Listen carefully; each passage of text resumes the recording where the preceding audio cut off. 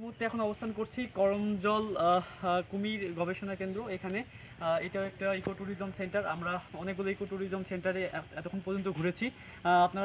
আপনাদেরকে যদি আমার এই পাশটাতে দেখাই, এটা একটা হরিণের বিচরণ ক্ষেত্র। এখানে আমি দেখতে পাচ্ছি অনেকগুলো হরিণ এখানে রাখা হয়েছে এবং এটা দর্শনার্থীদের জন্যই রাখা হয়েছে। দর্শনার্থীরা এখানে আসছে এবং হরিণের কর্মকাণ্ডগুলো দেখছে। এই পাশটাতে যদি আমি দেখাই, এখানে একসঙ্গে প্রায় প্রায় 40-50টার মতো হরিণ আমি দেখতে পাচ্ছি এবং অনেক বড় বড় হরিণ, ছোট বাচ্চাও আছে অনেকগুলো আমি দেখছি। আর এই পাশে আমরা কিছুক্ষণ আগে দেখেছি অনেকগুলো দর্শনার্থী এসেছিল। তারা এই হরিণের যে কর্মকাণ্ড, হরিণকে তারা খাইয়ে দিচ্ছিল। এছাড়াও আরও হরিণের যে কর্মকাণ্ডগুলো এগুলো লক্ষ্য করছিল। আমরা ইতিমধ্যেই দেখেছি ঢাকা বিশ্ববিদ্যালয়ের মৎস্যবিজ্ঞান বিভাগ থেকে শিক্ষার্থীরা এসেছে এখানে ট্যুরে। এই পাশটাতে যদি আপনাদেরকে দেখায়, ঠিক এই পাশে এখানে কুমিরের যে প্রজনন কেন্দ্র, এখানে অনেকগুলো ছোট বড় বিভিন্ন সাইজের কুমির আমরা এই পাশে দেখতে পাচ্ছি। ঠিক এই পাশটাতে যদি আমি ক্যামেরা একটু ফোকাস করি, অনেক ছোট ছোট কুমির আমরা দেখতে পাচ্ছি শুয়ে আছে এবং এই কুমিরগুলোকে বাণিজ্যিকভাবে এখানে রাখা হয়েছে। ঠিক এখানে পরপর অনেকগুলো কুমিরের হ্যাচারি আমি দেখতে পাচ্ছি যেখানে এই কুমিরগুলোকে রাখা হয়েছে। এই পাশটাতে যদি দেখাই, ছোট বড় এখানে বিভিন্ন সাইজের কুমিরগুলো রাখা হয়েছে এবং এখানে দর্শনার্থীরা আসে বিভিন্ন সময়ে। এই কুমিরের প্রজনন কেন্দ্র প্লাস হরিণের বিচরণ কেন্দ্র। এছাড়াও আমরা প্রথম দিকে দেখেছি ওই পাশটাতে আমরা সুন্দরী গাছ, গেওয়া গাছ, পশুর গাছ, এই ধরনের অনেকগুলো গাছ আমরা দেখেছি। আমরা ইতিমধ্যে একটা পরিসংখ্যানও ওখানে দেখেছি যে আমি জানি না এটা কত সালে করা হয়েছে। ওখানে আমরা বাঘের সংখ্যা দেখছিলাম, 104টা বাঘের কথা বলা হয়েছিল। ঠিক এই পাশটাতে যদি আমি দেখাই, আরও অনেকগুলো ঠিক পাশাপাশি অনেকগুলো কুমিরের প্রজনন কেন্দ্র আমি দেখতে পাচ্ছি।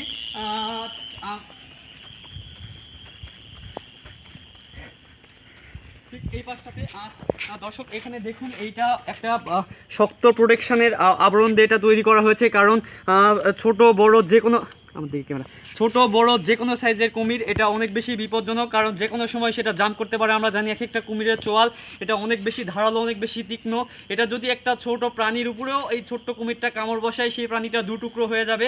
সো যেহেতু দর্শনার্থীরা এখানে আসে, সাধারণ মানুষ এখানে দেখতে আসে, তাদের নিরাপত্তার কথা বিবেচনা করে এই যে প্রোটেকশন লেয়ারটা তৈরি করা হয়েছে, যেন তারা সুশৃঙ্খলভাবে সুচিন্তিতভাবে তাদের নিরাপত্তাকে বজায় রেখে তারা এইরকম একটা জায়গাকে পরিদর্শন করে তাদের মায়ের ঘরে ফিরে যেতে পারে। এজন্যই আসলে এইরকম একটা প্রোটেকশন লেয়ার তৈরি করা হয়েছে। আর এই পাশটাতে যদি আমি দেখাই, সারি সারি ডাব গাছ, নারিকেল গাছ, এই পাশে বনভূমি, ওই পাশে যদি আমি দেখাই অনেকগুলো ডাবের গাছ দেখা যাচ্ছে। আর এখানে এখন যদি আমি আমাদের ওয়েদারের কথা বলি, আকাশে অনেক মেঘ, গুড়ি গুড়ি বৃষ্টিও পড়ছে এবং যেটা আমি কিছুদিন ধরেই বলে আসছি যে সুন্দরবনের ক্ষেত্রে আমি মরুভূমির একটা অবস্থা দেখতে পাচ্ছিলাম, যে দিনে অনেক গরম এবং যে কোনো সময় যে কোনোভাবে বৃষ্টি পড়া শুরু হয়ে যাচ্ছে, যেটা অনাকাঙ্ক্ষিত এবং অপ্রত্যাশিত। এবং এই পাশটাতে যদি দেখা একটা বড় পুকুর দেখা যাচ্ছে, হয়তো এখানেও মাছ থেকে শুরু করে ছোট মাছ কিংবা আরও ছোট বন্যপ্রাণী এসবই এখানে কালচার করা হচ্ছে বাণিজ্যিকভাবে, যেটা দর্শনার্থীদের দেখার জন্য একটা উন্নত প্লেস হিসেবে গড়ে উঠেছে। দর্শক, এই ছিল এখানকার সর্বশেষ অবস্থা। পরবর্তীতে যদি আপনাদেরকে কিছু পাওয়া যায় আপনাদেরকে আরো বিস্তারিত জানানো হবে। তার টিভিতে আমি ছিলাম সুন্দরবন থেকে জাকারিয়া এবং ক্যামেরাতে ছিল আমাদের ঢাকা